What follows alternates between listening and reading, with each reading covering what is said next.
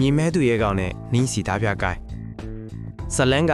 လီချန်ဆိုတဲ့ကြေးဝါသားလေးတစ်ယောက်ရဲ့ဘဝဆက်ကြောင်းပါသူ့ရဲ့ကြေးဝါကိုနင်းလီသားပြကိုင်းကဝင်ရောက်တိုက်ခိုက်ပြီးမီးရှို့ခံရတဲ့အခါသူ့မိသားစုနဲ့ကြေးဝါသားအောက်လုံးတေဆုံးကုန်ကြပါတယ်လီချန်ကအသက်အရွယ်ငယ်ငယ်လေးနဲ့ဒီအဖြစ်ဆိုးကိုမြဝါးတဲ့မြင်မင်းကြုံရပြီးဒီလူဆိုးကိုင်းကိုလက်စားချေဖို့ဆုံးဖြတ်လိုက်တယ်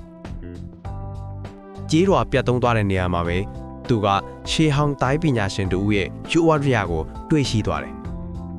အဲဒီကနေမြန်မာတိုင်းပညာဆိုတဲ့လျှို့ဝှက်တိုင်းကျမ်းနဲ့ဓာတ်ရှည်တစ်စင်းကိုရရှိသွားတာပေါ့။နှစ်ကြာတော်ရဲမှာခွောင်းပြီးတိုင်းပညာကိုအပြင်းထန်လေ့ကျင့်ခဲ့တယ်။ပြီးတော့မှမြို့ကြီးကိုရောက်လာပြီးနင်းစီကိုင်းကိုစတင်ရှာဖွေတိုက်ခိုက်တယ်။သူ့ရဲ့တိုက်ခိုက်မှုတွေကြောင့်မြန်မာသူရဲကောင်းဆိုပြီးနာမည်ကြီးလာတယ်။ဇလန်းအကြစိတ်ဝင်စားစရာကောက်တာကသူ့မှာမိတ်ဆွေတွေလည်းရှိလာတယ်။ရှန်လင်ဆိုတဲ့သတင်းသမားနဲ့ရှန်ဟိုင်းဆိုတဲ့လူငယ်တို့ပေါ့။ရှန်ဟိုင်းကအရှင်ကဂိုင်းကောင်းဆောင်ရဲ့ညာဘက်တော်သားဖိခဲ့ပေမဲ့နောက်ပိုင်းမှာလီချန်ဖာကိုကူညီသွားတယ်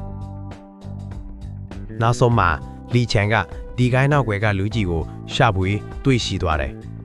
။သူကမျိုးစားကြီးယူဟုတ်ပေါ့။ပြင်ပမှာဖြောင်းမှတ်တဲ့ပုံစံရောင်ဆောင်ထားပေမဲ့အတွင်းတကယ်ကဒီလူဆိုးကိုင်းကြီးကိုထိန်းချုပ်နေသူပါ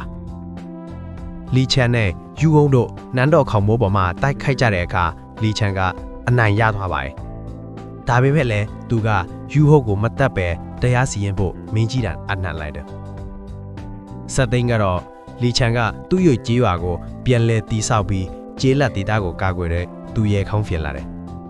ရှန်ဟိုင်းကလည်းသူ့ဘက်ကနေကျေးလက်ဒေတာကိုအတူကာကွယ်ပေးတယ်။ဒီဇလန်ကလက်စားချေချင်တဲ့တရားမျှတမှုကိုအလေးပေးတဲ့ဇလန်မျိုးကလီချန်ရဲ့ငငယ်ဘွားကနေကျေးလက်ဒေတာရဲ့ကာကွယ်သူဖြစ်လာတဲ့အထိဖြစ်စဉ်တွေကိုစိတ်ဝင်စားဖို့ကောင်းပါတယ်။